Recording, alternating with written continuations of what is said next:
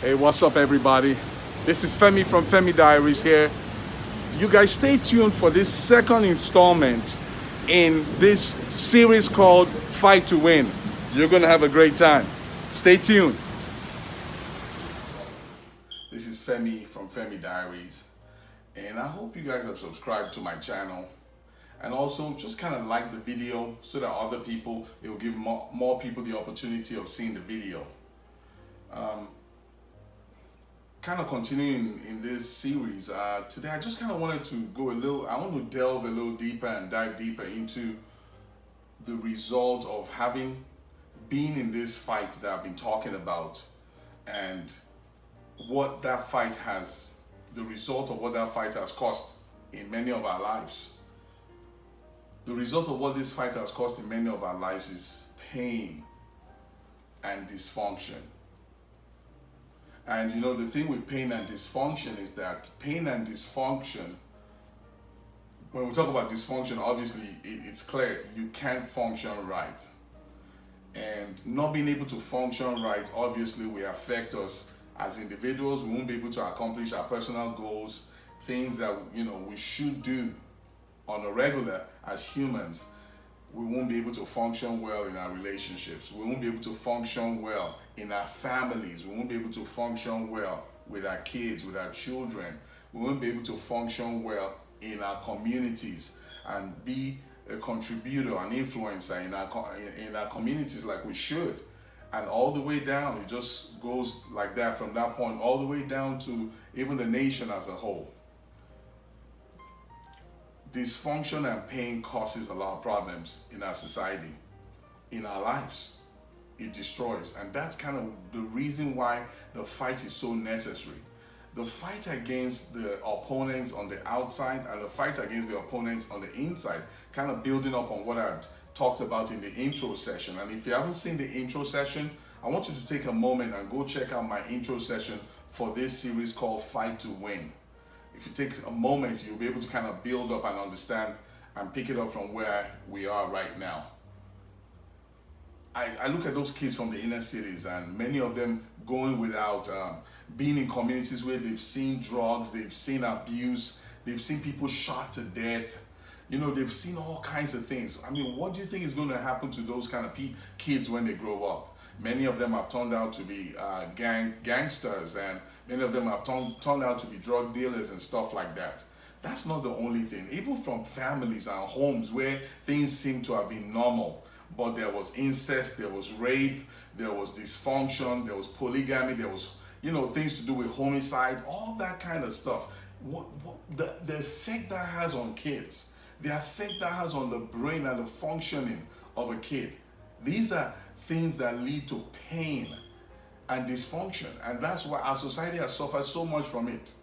If you begin to look at how the statistics on homelessness, statistics on how many people, black men here for example in the United States in jail, we begin to look at statistics of the amount of our kids, our ladies, young ladies, teenagers with babies and single homes, and it's astronomical the amount of damage that dysfunction and pain has caused. And pain and dysfunction has come because, like I said, there has been an enemy that has been loosed, and we've not been able to fight and win those battles over this enemy.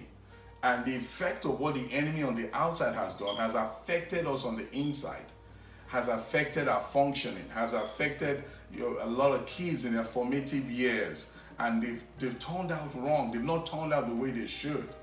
And this is the reason why I have been talking about a need to get to a point to fight to win these battles of life. We have no choice. If we're really going to take back our society, if we're going to take back our communities, if we're going to take back this nation for God, and just kind of turn things around. I mean, look at what's going on even right now. A lot of influencers and people in high authority, for example, aware of racism, aware of injustice, aware of the things going on around our nation, and people are in position who can correct these wrongs, but won't do it for so many reasons.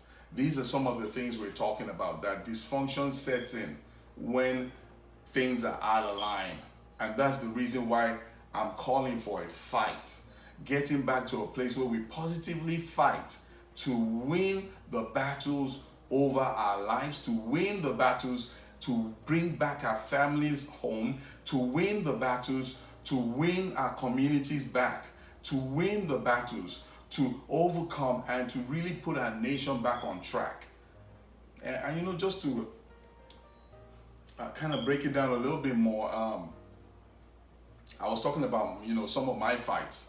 And, I won't lie to you and say that maybe some of the things that happened have not affected me, especially even as a father. Because, for example, when you grow up without a dad, there's something called the father wound. And the father wound really, there's a way it works.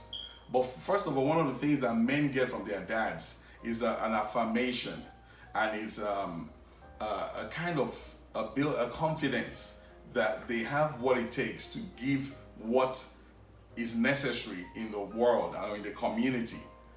Same thing with women. Women too get a sense of, being beautiful and being able to contribute something to society from their fathers, and a sense of vision, a sense of, being able to be a contributor to society. So when one of the, not just the dads, but when one of the key parents, key figures, principal figures are missing, those things actually cause wounds, which lead to pain and dysfunction. How many people have gone on drugs? How many people have gone on, just a wild rivalry kind of lifestyle because of pain that they're trying to, emasculate, just kind of keep down. A lot of times the way we react in society, the way we deal with things is to kind of make what I call a false self. You're different, you're this different person at work, you look like everything is going on, you have all the answers, things are working out well, but really on the inside, it's just a cover up. How many people have to medicate on drugs and medicate on different things before they can function on a daily basis? So many people. So many people have to, everybody has their drug of choice, to be honest with you. What I've just had to do in my life is to change my drug of choice from something that is negative to a positive thing. One of the things I'll just mention here that I use as a drug of choice is prayer. And that's helped me so much, because for me, prayer is therapeutic. I'm able to pour out my soul and all my problems and all my stress in prayer to God. And that has helped me to not have to go back to maybe, smoking, or go back to alcohol, or go back to something that can hinder or be an issue that will lead back to dysfunction. My point is that pain and dysfunction has caused a lot of things in our lives. If you look at your life today, you can see that if you haven't resolved some of these past issues I'm talking about, you must have created some kind of drug of choice to deal with pain and to deal with the dysfunctions that have happened in your life. And what I'm trying to say in this series called Fight to Win is that we begin to look for positive tools. We begin to look for different kind of things we can do that will help us to really deal with the pain and the dysfunctions that have happened in our lives. Just throwing out one or two things there are certain relationships that really can help us. In my life, for example, to really deal with this father wound I'm talking about, I had to begin to allow very solid men into my life, men that are leaders, men who have not just have accomplished, but men who are whole in their soul, who have dealt with different life situations and have had God's help to overcome them, and they've been able to help me deal with some of these difficulties in my life. There's a particular mentor figure that is coming to my mind right now, and he took time to sit with me and listen to me, hear my story, hear the things that have happened to me, and he related and told me that yes, he understands and that these things are real. Just like with you, I'm agreeing with you that yes, sometimes it seems that life can seem unfair. It seems sometimes that you've gone through so much and things have not really been in your favor. These are real. Some people have babies today that they would never have had. Some people are into relationships and marriages, all kinds of circumstances today that they would never have been in, if not for basically what they call the hand that life has dealt them. But I am saying today that there's hope. I am saying today that we can defeat this enemy with that has come against us. I'm saying today that we can win this fight. We can fight and we can win. That's part of the purpose for this series today, to help us to get to that place that we can heal. The other thing I want to talk about very briefly has to do with the misconception that has happened as a result of pain and dysfunction in our lives many times. Many times, what has happened is, even when people have heard about God, or that some people say the higher power or the force in the universe, people have not differentiated. In my intro series, I talked about Lucifer, the serpent, who was in that garden with the first man and first woman. He represents evil. Now, there's also a God who created mankind, who is good. Now, one of the things I've realized is there's a big misconception of a lot of things. Many people are seeing the issue with having had difficulties in their lives and having had problems.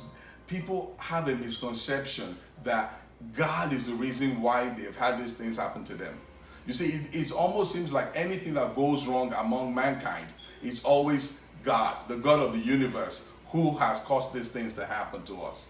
But I'm saying today that there's an enemy loosed out there who always disguises and who always hides behind things, who is really responsible for a lot of the things that have happened. There's some things we have caused in our lives ourselves, but the basic principle here is that the enemy on the outside, who influences our systems, government, influences business, influences politics, influences media, all that, he has had a major hand in, kind of leading society in a certain direction, and has been able somehow to be out of the picture, and he never gets blamed for or never gets told to be responsible for the things that have happened. Many times everybody says it is God who created us. But I'm trying to say to us today that God is good. God never does evil. He is not the one that took our parents. He's not the one that maybe let our son die on overdose. He's not the one that is, that has caused our communities to be in disarray. He's not the one doing this evil stuff. This is the first thing I really want us to understand today. This misconception that somehow the God of heaven, who created us, who is good, who gave us life, who gave us hope, who gave us a sense of value, a sense of meaning, a sense of purpose, is the one who at the same time will now be the one trying to destroy us. That picture, there's something wrong with that picture. And I just wanted to really kind of bring that out for us today, that there's a misconception. God is not the one hurting us. Sometimes we are hurting, and because we're hurting, we hurt others. They said there's a way they put this saying about misery loves company, something like that. If you're abused, if you've been abused, if you're feeling pain, you want to pass pain to somebody else. In a marriage situation, for example, the husband is still wounded, maybe from past issues. He's going to pass that to his wife. He's going to pass it to his kids because he hasn't healed. And that's kind of how these things work. But it wasn't God that put that pain in his life. And that's part of the purpose for the series, to help us to kind of begin to put these things in perspective and really understand some of the issues and the things that we are faced in our lives. To recognize that there's an evil one out there who is responsible for the things that we've seen and have had to go through many times in our lives. Bad leaders, bad politicians, people who have not represented us well at the national level, at the state level, at community level, whatever it is, in our families, members of the family who have maltreated us, who have raped us, who have committed incest, who have introduced us to different kind of lifestyles that are kind of hindering us or giving us problems today. I'm saying that it's not the God of heaven that caused that. I need us to get that misconception right. In my life, I had so many things, I was trying to, as a teenager, especially as I grew as a teenager, I began to ask all these questions. I was trying to understand what was going on in my life. And, just like any other teenager, it was hard to really begin to differentiate and understand some of these things. And in our lives, there comes a time when we really need to begin to find or dig or search to understand so that we can really make the progress we need to make. That's another key thing, that a component that we need to put in mind, that for there to be change, for us to fight to win, we're going to have to make the effort to put in new input into our lives. We need to put in new input, new information. We need to get a new perspective and a new perception of our problems, of the issues. That's why people go for therapy sometimes. Therapy, I don't see anything wrong with therapy. Therapy, for one, will help you to understand a lot of things that maybe are conflicts on the inside that you really have not recognized yet. It will at least bring that to the forefront. And I know a little bit about that because I studied a little bit on those lines.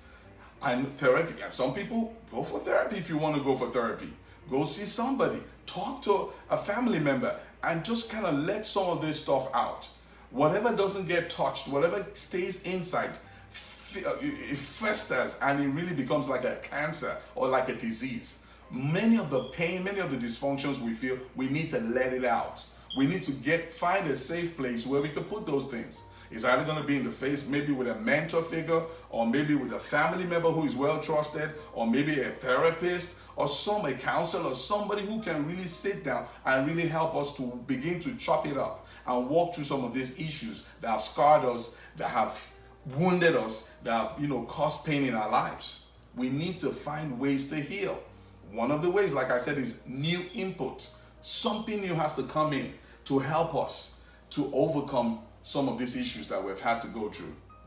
Many times when we have gone through pain, have gone through dysfunction, have gone through all these different life circumstances that have scarred us, we develop what is called a false self. We live our lives, we don't want those things touched, those things that have hurt us, those things that have grieved us, those things that have been a pain in our lives. A guy who has grown up without his dad, for example, many times we have it difficult to let people know certain things he can't do. My dad never was there to teach me even to drive. He was never even there to teach me how to use tools. He was never there to teach, certain things that a dad and a son will share together. For example, I'm just using my story to kind of give an example now. There are certain things I never knew how to do. And it took a long time to learn how to do some of those things. Why? Because that mentor or that my dad wasn't there. And for a young man, it's kind of, it's like a shameful thing not to be able to do certain things. And to cover the shame, people develop what I call a false self. You try and function without that thing that you didn't get. And whenever it's about to be showed, whenever people are about to discover that certain thing about you, you hide. You do something to not let it be obvious to people. And that's the false self is an issue. The false self will give you a lot of problems in your life because that's not who you are. And how many of you out there have such circumstances in your life? You've learned to cope with your depression. You've learned to cope with the abuse in your life. You've learned to cope with things that you have not found solutions to. And your coping method is alcohol. Your coping method is to go for those wild parties. Your coping method is always to be busy. Some people being workaholics, they are workaholics today because they are trying to run from pain. They are trying to run from issues that are depressing to them. And because of that, they are always at work. Their families can never enjoy them. Their families, they are never available to their families. They cannot give to their family. They cannot give to their kids. They cannot love them. Why? Because they feel pain. They feel pain. And this pain is like a cancer that is trying to steal every good value in us if we let it.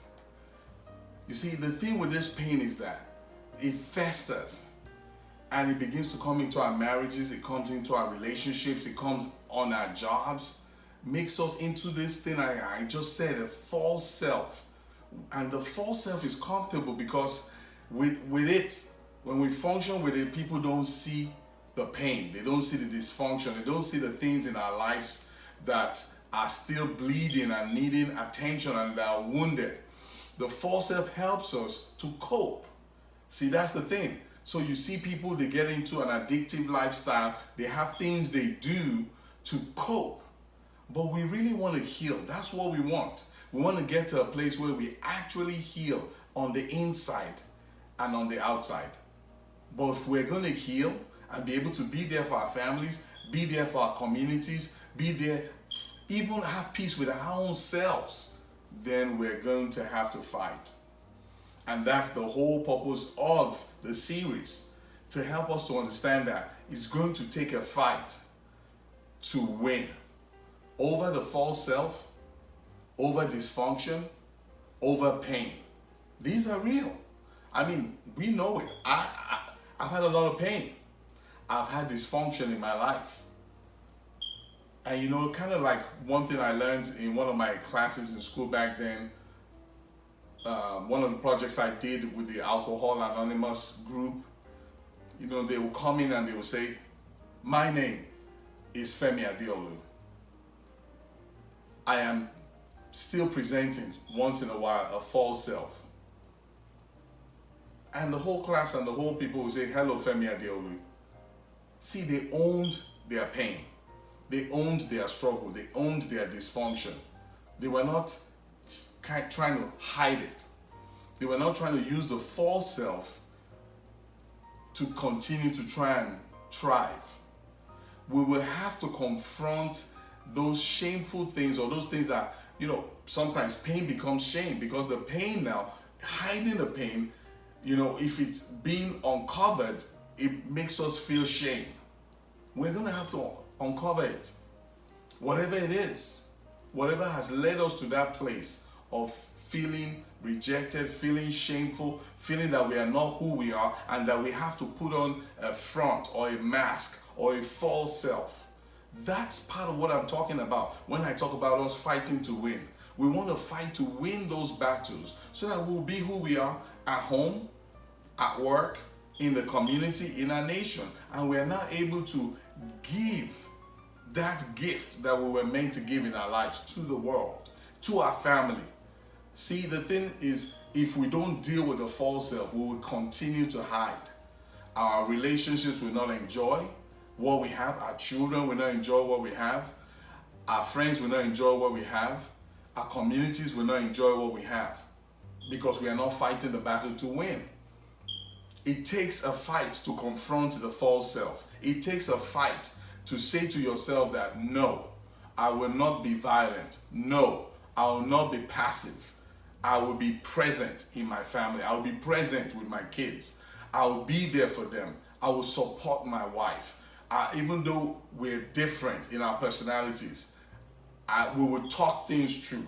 It's easier to go and have a beer or blunt or to just go to do something crazy than to confront the false self and to deal with that problem. It's easier to go into an addictive lifestyle. It's easier to go off the rail or to just go do something else than to confront the false self. But if we are going to heal, if we are going to be made whole, if we are going to get our strength back, if we're going to be able to function the way we ought to function, then we're going to have to deal with the false self. And I'm telling you, man, it's not fun. In my life, I've had to deal with the false self again and again. There are things inside us that we don't even know exist. And through prayer, through the help of mentor figures in my life, through, really wanting to make some changes, I've seen so much change. And I still have a long way to go also. Dealing with the false self is real. That part of you that you present to others to feel comfortable, to just keep going. How many people are wearing masks all over our cities today? How many senators, business owners, influencers, artists, creatives, stylists, professional engineers, whatever, owners of businesses, how many people are masked up? They are hiding behind their work. They are hiding behind pain. They are hiding behind dysfunction. How many people leave work and go to their girlfriends, and their wife is at home there needing and craving their love, craving their affection, but they don't give it to her because they are hurt, because they are wounded, because there's a dysfunction somewhere that they have not yet confronted. It takes us to fight to win this kind of battles. And I'm not saying all the battles were our fault, and we need to get that clear. That's part of why shame kind of thrives, because we feel we are the ones that dysfunction. We feel defective. I can't tell you how many times I've had to feel like that I'm the cause of my problems. No. Like I said in the first series, and if you haven't seen the first series, I want you to take some time and go back to that intro series on Fight to Win. It's really going to be something that will be add value to your life. We need to, deal with this kind of things in our lives. But many times we arrive into situations that had already been in motion before we got there. Some of us were born into homes where there was already a lot of crises and conflicts and problems.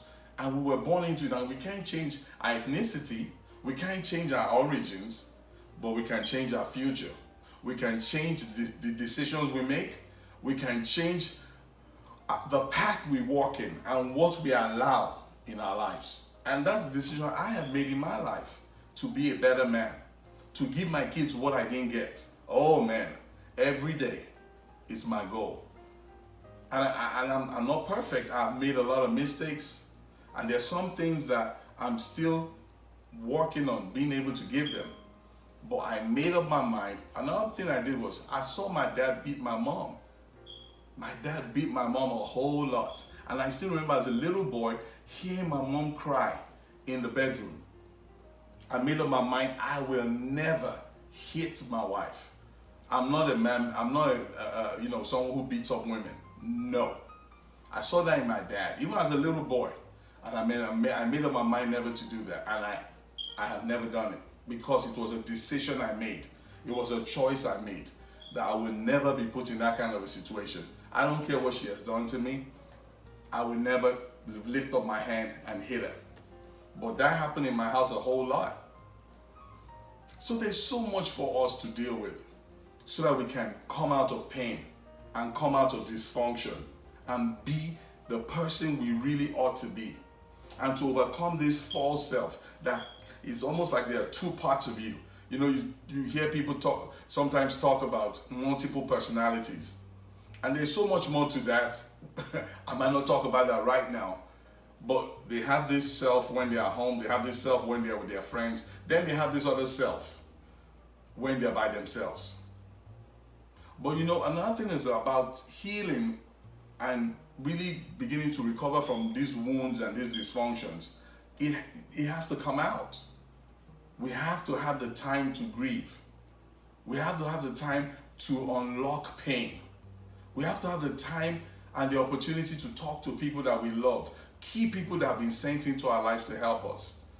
I've had people like that who have sat with me and have really lent a hand of help to me and strengthened me in my difficulty and say, hey, there's so much value we have, but the enemy that I talked about in the intro session has used circumstances that we were not even involved with, that we came into, and then the dysfunction that we have caused in our personal lives. He has used those things to blind us from the value that we carry, from the greatness, from the giftings, from the destiny that we have.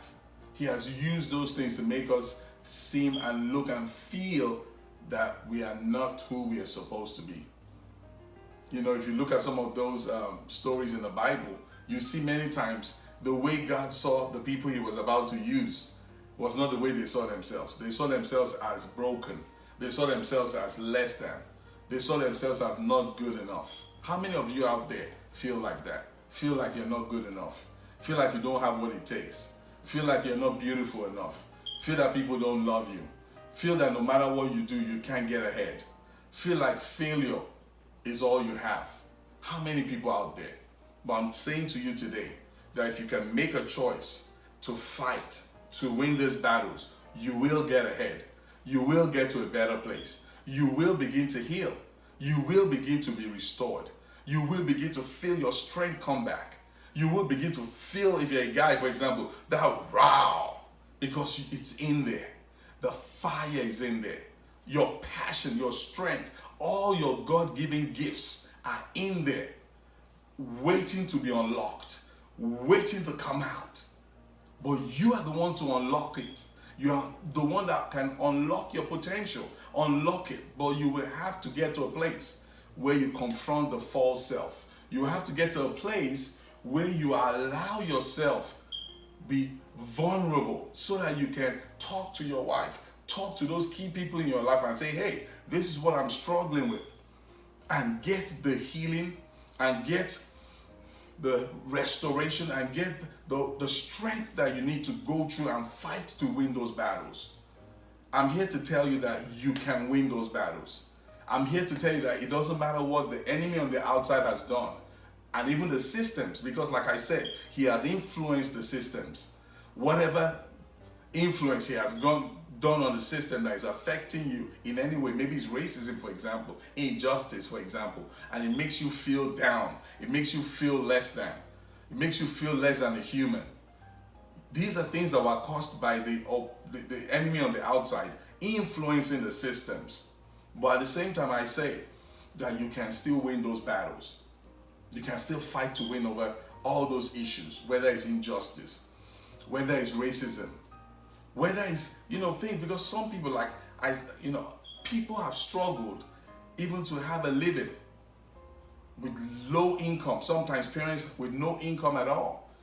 And they've had to fight to even put food on the table. They have had to fight homelessness. They've had to fight racism. They have had to fight even through dysfunction and communities that are broken down and nothing is available and nothing is working. But I'm saying to us today that we can fight and we can win this battle.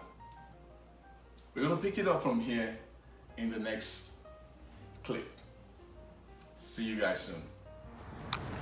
One of the first things we have to do is to really get to a place where we own our problems.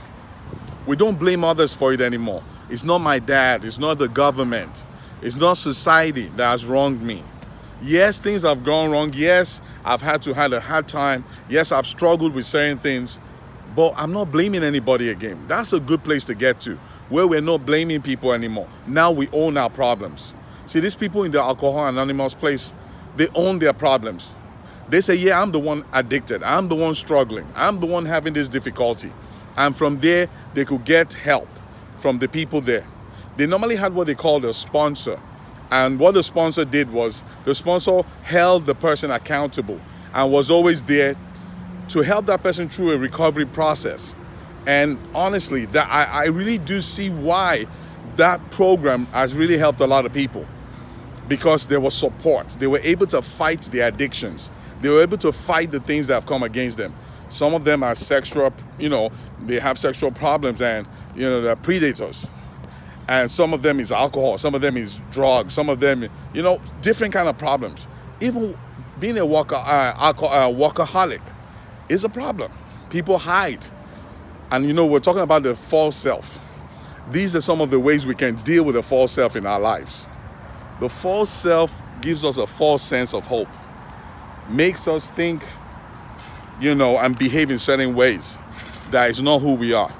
We have to get to a place where we really become who we really are, so that we can really have the victory we need in our lives. This is how we have to process things. Get to a place of wholeness, get to a place of healing, get to a place where we're able to really, really overcome the things in our lives. True love, true support, true people helping us, holding us accountable, and we can, get to a place of wholeness. So we're going to pick this back up again. Hey, what's up, everybody? Still building this series on Fight to Win. I want to talk a little bit about some of the things that I've learned over time that God taught me. Got my earphones on.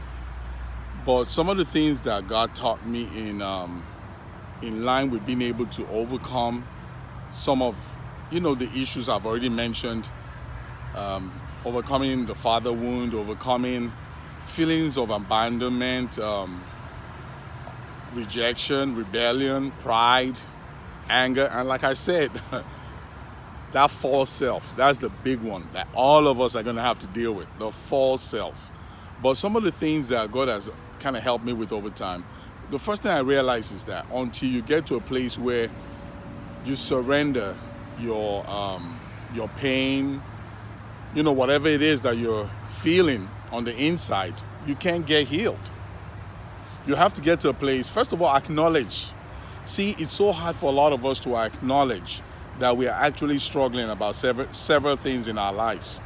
Struggling with feelings of abandonment, struggling with, maybe the parents we didn't have. In my past, I've seen a man 50, 55 years old fall on the altar in a church, crying at the feet of a pastor because of the pain he still had about his dad at 55 years old. So some of these things we think we have overcome them because we've been living by the false self. That's what I was kind of talking about earlier. And because we've been living by this false self, we've buried those pains. We've buried those things. Not having your dad, not having your mom, having to have lived like, some people had to get into things like prostitution, like selling their bodies for sex, things like that because they had to survive. Some people have had to do all kinds of things just to bring money home. A lot of people that have suffered poverty. Poverty, man, has made people do the kind of things that honestly I know a lot of people don't want to talk about because of not having money. It's made people even sell their soul. So, again, talking about some of the things that surrendering, just getting to that place you're like, look, I'm struggling. Surrender first to God. That's where you start from. Surrender to God. Say, hey, I'm not who I'm claiming to be. I'm not this person, this perfect person, this person who has it all together, like I kind of make people feel. I need your help. And there's nothing wrong with us telling him that we need his help. There's nothing wrong with that, telling others that we need help. We have to surrender. In my life, surrendering has come at different times. Surrendering to mentor figures that have helped me out. People that I believe God sent to help me.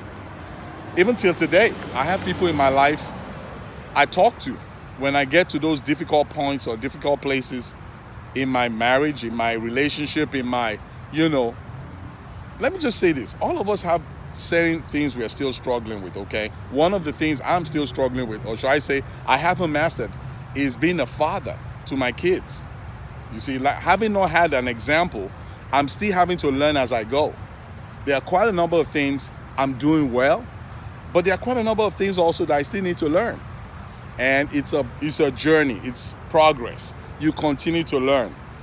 I listen to others who have poured into my life, who have helped me, and they tell me what to do. And, I implement those things with my kids and try and love them. But it's ongoing. But the first thing is we have to surrender. We have to get to that place where we own it and say, yes, I'm hurting. Yes, I have pain. Yes, I need to heal. I need to get to a place of peace in my life. I need to get to a place where, this pain stops. And, that's where we need to be. Now, after we do that, after we surrender, the next thing is to grieve. We need to grieve. See, this is the part that has allowed the false self to prosper a lot in our lives. The false self has a place in many of our lives because we haven't grieved over pain. We haven't grieved over dysfunction. We haven't grieved over the things that have hurt us in the past. We've put a mask on. When we're at work, we put a mask on. When we are with our friends, we put a mask on. With family members, we put a mask on. In church, we put a mask on.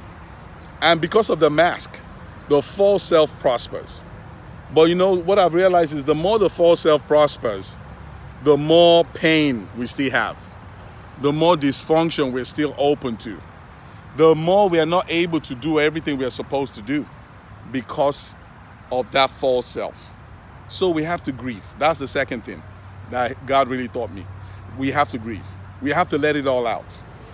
When we let the pains out, we let all the issues out, then we can begin to heal. Now, I'm not saying you just tell anybody your problems or, I'm talking about people that you recognize that have been sent to help you. Those are the people I'm talking about. The people that will help mentor, whether it's a therapist, whether it's a counselor, like I said, a pastor. Those are the people we want to grieve to. We want to grieve openly, even to our wives sometimes, or our husbands, to let them know what we have gone through in our lives. Many of us are still hiding stuff. That's why our relationships are not doing well. Some of us are not in relationships today because we are not ready to be open with that person we are going to be in relationship with. So grieving, getting to a place where we grieve is going to help us to heal. It's going to help us come out of this false self. It's going to help us to get to a place where we become more comfortable with who we are as individuals. And we need to do that. We need to grieve. You know, I can't tell how many times I'll be in God's presence praying and I'm crying and I'm crying. Because there are things that are on the inside that have to be healed. We need to grieve.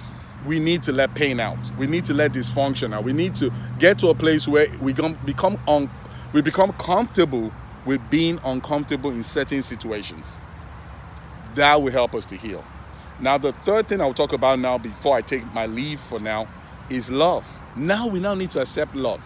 You see, a lot of us, because we've gone through rejection, we've gone through pain, we've gone through people and different circumstances hurting us, we don't want to ever love again. We push love away like we don't need it. Men, we push love away. Women who have been hurt in the past, we push love away because we've been hurt ourselves. But the truth about it is that every one of us need love. We need to be loved and we need to love others. Is that not what the good book is all about? Is that not what the Bible is about? That we should love one another. So why fight the Bible? Why fight the Bible? Because it tells us what we need the most. We all need love. We all need to be appreciated. We all need to know we have value. We all need to feel that our lives mean something. We all need people in our lives that see us as important, see us as necessary. So the third thing, just for now, we're going to still keep building, is love. We need to receive love. You see, the more we let love into our lives, from our father, mother, parents, maybe they even wronged us. When we forgive them and we get their love back and get the relationship back, we're able to really function the way we are supposed to. That helps us to get whole. That helps us to heal. And we will see the difference it will make in our lives. It will destroy the need to even have a false self. It will begin to chip away at that need to behave in certain ways, to act in certain ways, to get people's approval. You know, feelings of wanting to be approved and all that many times is because of the false self. And those things get better when we begin to receive love and give love. I'm going to pick it up from here again. We'll keep building this series. See you soon. False self. We need to deal with things that are causing dysfunction in our lives. And that's kind of like what I wanted to focus on in this episode and in this series of the Fighting to Win. We're going to fight and we're going to win these battles. We're going to fight to win the battles on the outside. We're going to fight to win the battles on the inside. And what it's going to take, like I said, is new input, new information coming in. Us being able to open up ourselves to mentor figures, whether it's a counselor, whether it's a therapist, whether it's a pastor, somebody who can help us and help us see things in a different way.